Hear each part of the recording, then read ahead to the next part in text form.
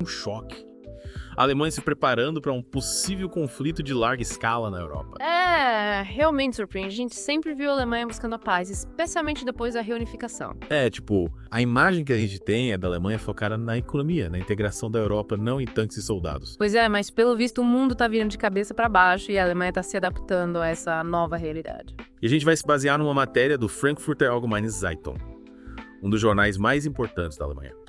Conheço de nome. E eles revelaram o quê?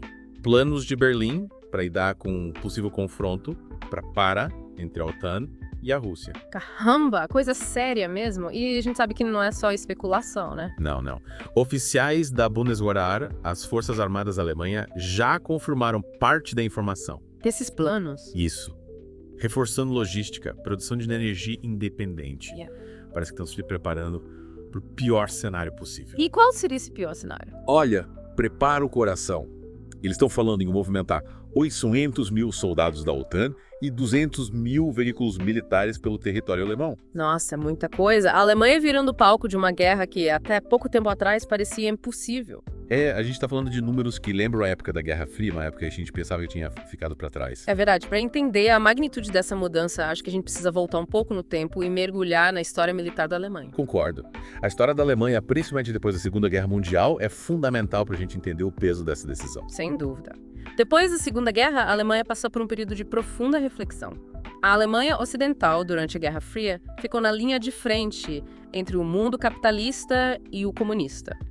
O Muro de Berlim era um símbolo máximo dessa divisão. Exatamente. E isso moldou a postura pacifista do país. Faz sentido. Imagina o trauma de uma guerra, a vontade de evitar qualquer tipo de conflito. E aí veio a reunificação da Alemanha em 1990 e a crença de que a paz na Europa era definitiva. Era como se um novo capítulo tivesse começado, né? Um capítulo de paz e prosperidade. Total. Essa crença levou à redução dos investimentos militares na Alemanha. A aposta era na diplomacia e na cooperação internacional. Mas aí veio 2014 com a Rússia invadindo a Crimeia e depois, em 2022, a guerra na Ucrânia. A Europa acordou para um pesadelo e a Alemanha bem no centro dessa crise. De repente, a sombra da guerra de volta. E a Alemanha tendo que repensar a sua postura. É como se a história estivesse dando voltas, mostrando que a paz é frágil, que a ameaça da guerra nunca desaparece de verdade. E essa nova realidade exige uma nova postura. Uma postura que a Alemanha, por sua história, não pode ignorar. Concordo. E essa nova postura tem nome e sobrenome: Boris Pistorius, o atual ministro da Defesa da Alemanha. Ele parece ser a cara dessa mudança radical na política alemã. Essa disposição para encarar a realidade, mesmo que seja dura. Pistorius é um cara intrigante. Ele não se encaixa no estereótipo do político alemão tradicional, avesso a decisões drásticas. Ele é direto, pragmático, não tem medo de dizer o que pensa. Exatamente. Ele representa uma ruptura com o pacifismo tradicional da Alemanha. E a sua popularidade mostra que a sociedade alemã está disposta a abraçar essa nova postura. É como se a Alemanha estivesse se redescobrindo, buscando um novo papel no mundo, um papel que combine sua força econômica com uma postura mais assertiva. Sem dúvida. Mas essa mudança gera muitas perguntas, muitos desafios. Afinal, a gente está falando de um país com uma história complexa, com um passado que ainda marca o presente. É verdade. E para entender melhor essa mudança de postura da Alemanha, a gente precisa analisar o contexto histórico, né? A gente falou da reunificação, mas será que a Alemanha realmente deixou para trás os fantasmas da Guerra Fria? Boa pergunta. Ou será que a sombra da Rússia, a ameaça de um novo conflito, nunca desapareceu de verdade? E será que a Alemanha está pronta para lidar com as consequências dessa mudança? Afinal, assumir um papel de liderança militar na Europa significa se envolver em conflitos, significa tomar decisões difíceis, significa arriscar vidas. A Alemanha está preparada para pagar esse preço. Com perguntas complexas que só o tempo vai responder. Mas o que está claro é que a Alemanha está em movimento, está se transformando. E essa transformação vai ter um impacto profundo na Europa e no mundo. E a gente aqui no The Deep Dive vai continuar acompanhando essa história de perto, trazendo para você as informações mais relevantes e as análises mais aprofundadas. E é por isso que a gente precisa estar bem informados, preparados para debater esses desafios do nosso tempo.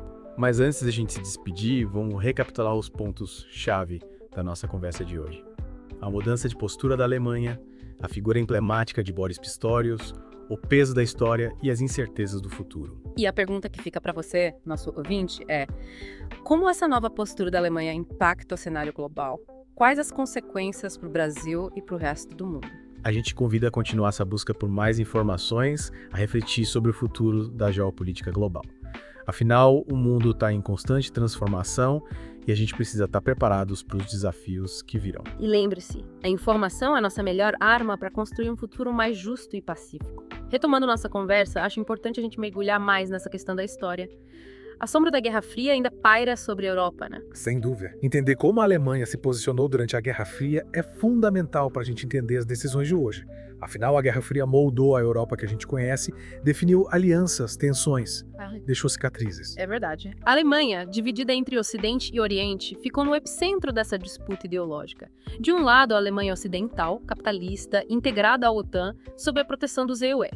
Do outro lado, a Alemanha Oriental, controlada pela União Soviética, parte do Pacto de Varsóvia. Era como se a Alemanha fosse um microcosmo da Guerra Fria, né? Com todas as suas tensões e contradições. Exatamente. E essa divisão, essa tensão constante, deixou marcas profundas na sociedade alemã. Imagina o medo, a incerteza, a sensação de que a qualquer momento a Guerra Fria podia virar um conflito armado de verdade. Sem dúvida. O Muro de Berlim, construído em 1961, materializou essa divisão, essa cortina de ferro que separava países, famílias, culturas. E a Alemanha Ocidental, na linha de frente da OTAN, se preparava para um possível confronto com a União Soviética e seus aliados. E como era a postura da Alemanha Ocidental em relação à OTAN nesse período, eles eram membros ativos, engajados na corrida armamentista, ou mantinham uma postura mais cautelosa. A Alemanha Ocidental era membro fundamental da OTAN, mas com uma participação um tanto ambígua. Eles reconheciam a importância da aliança para a segurança da Europa Ocidental e se comprometiam com a defesa coletiva. Mas, ao mesmo tempo, a memória da Segunda Guerra, o peso do passado militarista, gerava um certo receio em relação a um papel militar mais ativo. Depois de tudo que a Alemanha passou, a ideia de se rearmar devia ser algo bastante controverso. Com certeza. Havia um forte sentimento pacifista na Alemanha Ocidental. Uma rejeição à violência, à guerra. E o governo, sensível a essa questão, tentava equilibrar o compromisso com a OTAN e a necessidade de manter a paz na Europa. E aí ele veio a queda do Muro de Berlim em 89, e a reunificação da Alemanha em 90, momentos históricos que marcaram o fim da Guerra Fria e o início de uma nova era na Europa. Para a Alemanha, a reunificação representou a chance de superar as divisões do passado. A reunificação foi um momento de grande esperança para a Alemanha e para o mundo. Parecia que a Guerra Fria tinha finalmente terminado, que a Europa caminhava para um futuro de paz. A Alemanha unificada, livre do peso do passado, se tornava um símbolo dessa nova era. E com o fim da Guerra Fria, qual foi o impacto na OTAN? A aliança perdeu seu principal inimigo, seu propósito. Muita gente se perguntava se a OTAN ainda era necessária. Verdade. A OTAN passou por um período de reavaliação, de busca por um novo papel. Alguns defendiam a dissolução da aliança, argumentando que ela tinha se tornado obsoleta. Outros defendiam sua manutenção, apontando para a instabilidade no leste europeu e novas ameaças, como o terrorismo internacional. E a Alemanha, nesse contexto, como se posicionou em relação à OTAN? A Alemanha apostou na integração europeia, na construção de um bloco forte, capaz de garantir a paz no continente. A OTAN era vista como um instrumento importante, mas não único, para a segurança da Europa. A Alemanha defendia uma abordagem multilateral, com diálogo, cooperação e diplomacia. Mas a história, como a gente sabe, é cheia de reviravoltas. A invasão da Crimeia pela Rússia em 2014 mostrou que a paz na Europa era mais frágil do que se imaginava. É a sombra da Guerra Fria de volta. E a Alemanha diante de um novo desafio, um desafio que colocaria à prova a sua postura pacifista. E a guerra na Ucrânia, em 2022, foi o ponto de ruptura. A invasão russa acendeu um alerta vermelho na Europa. E a Alemanha, pela primeira vez desde a Segunda Guerra, se viu diante da possibilidade real de um conflito de larga escala no continente. E essa nova realidade, essa ameaça, exigiu da Alemanha uma resposta, uma mudança de postura. E essa mudança se materializou na figura do Boris Pistorius, o novo ministro da Defesa, e nos planos de rearmamento. Pistorius representa essa ruptura com o passado pacifista da Alemanha. Sim, ele personifica essa nova postura mais assertiva, mais disposta a assumir a liderança na defesa da Europa. E essa mudança terá consequências profundas para a Alemanha, para a Europa e para o mundo. É como se a Alemanha estivesse despertando de um longo sono, se dando conta de que a paz precisa ser conquistada e defendida. E nesse novo cenário, a Alemanha, com sua história, sua força econômica, terá um papel fundamental. Sem dúvida, mas será que a Alemanha está pronta para esse papel? Será que a sociedade alemã está disposta a pagar o preço da liderança? São perguntas que a gente vai tentar responder na próxima parte da nossa conversa. Vamos analisar o papel da Alemanha na OTAN, o impacto da possível volta do Trump e as consequências dessa nova postura para a geopolítica global. E falando em futuro, tem um fantasma do passado que pode voltar para assombrar a gente, o Trump. Imagina se ele volta a ser presidente dos Estados Unidos. Lembra como a política externa americana virou um caos no governo dele? Nossa, só de pensar já me dá calafrios. A política externa americana virou uma montanha russa.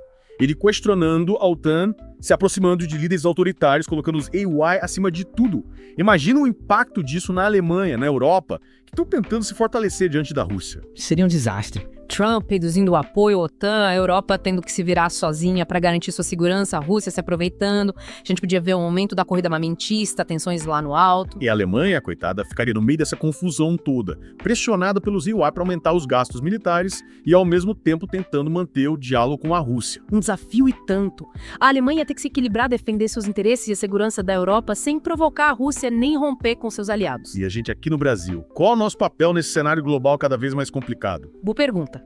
O Brasil, com seu tamanho, economia, tradição diplomática, tem potencial para influenciar o mundo, mas a gente precisa saber qual o nosso lugar, qual a nossa postura diante dessas crises. A gente precisa debater nosso interesse na guerra na Ucrânia, nossa posição em relação à OTAN, como a gente pode contribuir para um mundo mais pacífico.